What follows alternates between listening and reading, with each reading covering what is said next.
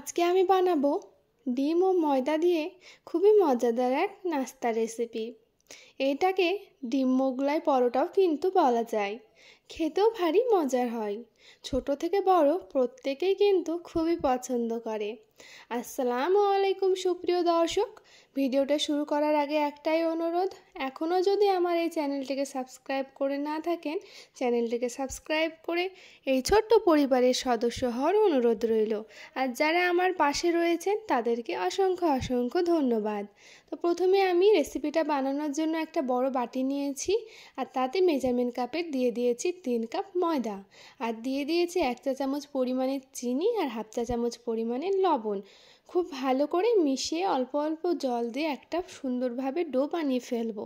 ডোটা কিন্তু খুব নরম করলে চলবে না, একটু শক্ত করে বানাতে হবে। আর আপনারা চাইলে এখানে ময়দার পরিবর্তে আটাও কিন্তু ব্যবহার করতে পারেন। তো এখানে আমার ডোটা প্রায় বানানো হয়ে গেছে। এবার হাতে অল্প একটু সাদা তেল নিয়ে ডোটার গায়ে খুব ভালো করে মাখিয়ে নেব, তারপর একটু ভালো করে মথে নেব।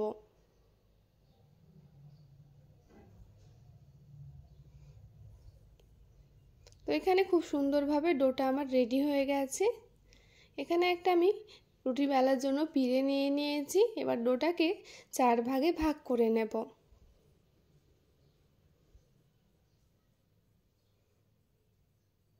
এরকম করে আমি একটা একটা করে লেচি কেটে নিচ্ছি।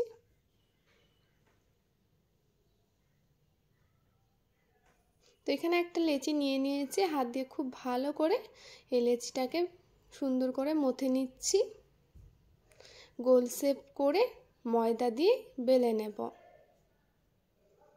এটা তেল দিয়ে বেলার কিন্তু কোনো দরকার নেই, এরকম অল্প অল্প করে ময়দা দিয়ে বেলে নিতে হবে।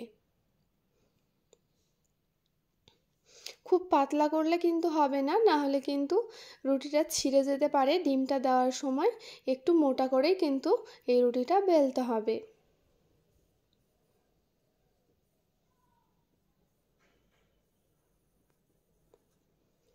তো ঠিক এইরকম করে রুটিটা বেলে নিতে হবে।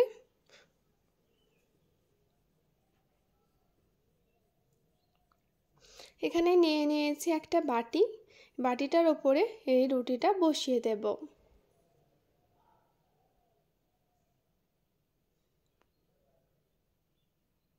এবার এতে দিয়ে দেব একটা ডিম,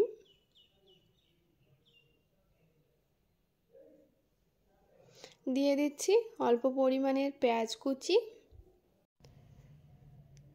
দিচ্ছি কিছুটা টমেটো কুচি, দিয়ে দিচ্ছি কাঁচা লঙ্কা কুচি, কিছুটা রসুন কুচি,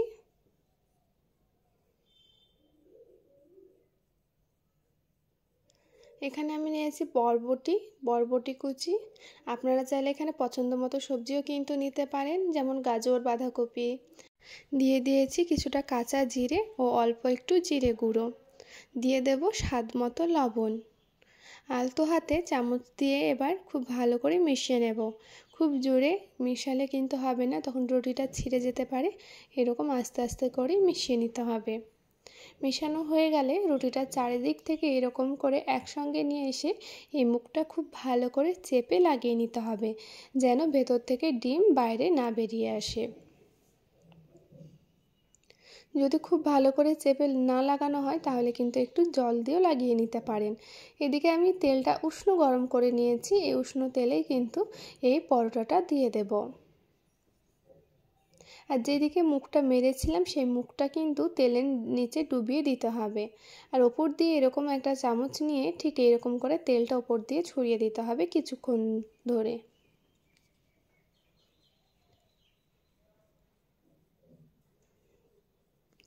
এটা কিন্তু মিডিয়াম ফ্লেমে ভাজতে হবে, খুব জোরে হাই হিটে ভাজলে হবে না, তাহলে ওপরটাই লাল হয়ে যাবে অথচ ডিমের ভেতরটা ভালোভাবে হবে না। তো মিডিয়াম ফ্লেমে এটা অনেকক্ষণ ভেজে নেওয়ার পর এখানে আমি আরও একটা পরোটা রেডি করে নিয়েছি। এটাও কিন্তু সেম একইভাবে নিচের সাইড করে দিয়ে দিলাম, এর ওপর দিয়েও এরকম করে তেলটা ছড়িয়ে নেব। এই ডিম পরোটাগুলো ভাজতে কিন্তু প্রায় 8 থেকে 9 মিনিট মতো সময় লাগে।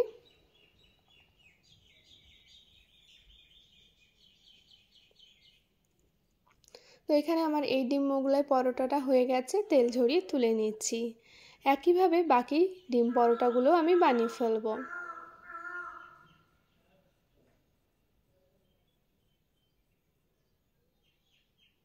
এদিকে আমার আগের ডিম মোগলাই পরোটাটা বানানো হয়ে গেছে, তার সাথে সাথে আরেকটা আমি পাশে দিয়ে দিয়েছি ভেজে নেওয়ার জন্য।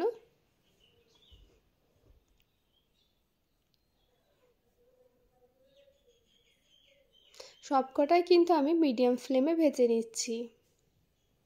তো এটাও আমার ভাজা হয়ে গেছে, তুলে নিচ্ছি। এখানে আমার সব ডিম মোগলাই পরোটাই বানানো হয়ে গেছে। এখানে একটা আমি ছুরি নিয়েছি, ছুরি দিয়ে এই ডিম মোগলাই পরোটাটা কেটে দেখিয়ে দিচ্ছি ভিতরটা কেমন হয়েছে।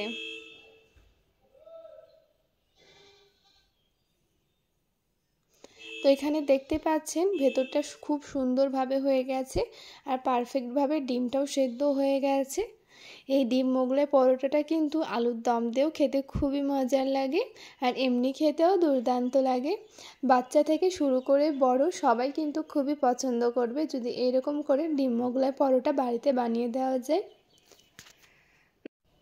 বাড়িতে অতিথি আসলেও কিন্তু আপনারা এরকম করে খুব সহজেই ডিম মোগলাই পরোটা বাড়িতেই বানিয়ে দিতে পারেন। ভিডিওটি ভালো লেগে থাকলে ভিডিওটিতে লাইক করে দিন।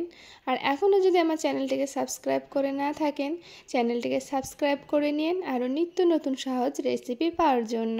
ফিরে আসবো আবারও কোনো নতুন ভিডিও নিয়ে। সবাই ভালো থাকুন, সুস্থ থাকুন। আল্লাহ হাফেজ।